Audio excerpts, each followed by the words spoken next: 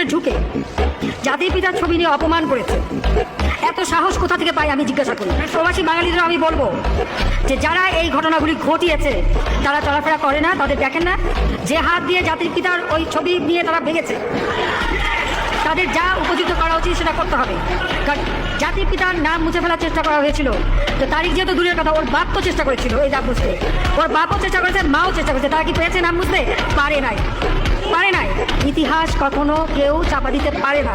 আর জাতির পিতা তার 7 মাসের ভাষণে বলে গেছে যে বাঙালিকে কেউ দাবায় রাখতে পারবে না, পারে নাই দাবায় রাখতে। মির্জাপুরে চলন্ত বাসে ডাকাতি ও যৌন হয়রানির ঘটনা। গাজীপুরের ছবি তুলতে গেলে এক মাদ্রাসা ছাত্রীকে ধর্ষণের অভিযোগ। দুপুরে শহীদ মিনারে দিতে ফুল সংগ্রহ করতে গিয়ে 4র্থ শ্রেণীর ছাত্রীকে ধর্ষণের। সিরাজদিখানে গার্মেন্টস কর্মীকে অস্ত্রের ভয় দেখিয়ে সংঘবদ্ধ ধর্ষণের অভিযোগ উঠেছে।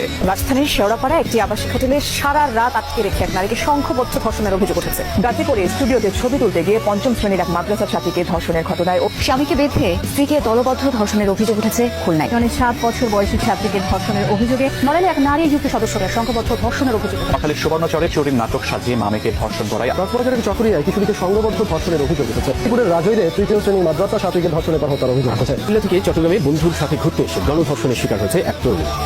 এরপর বাড়ির পাশেই রাতভর মেয়েটির উপর চালায় পাশবিক নির্যাতন।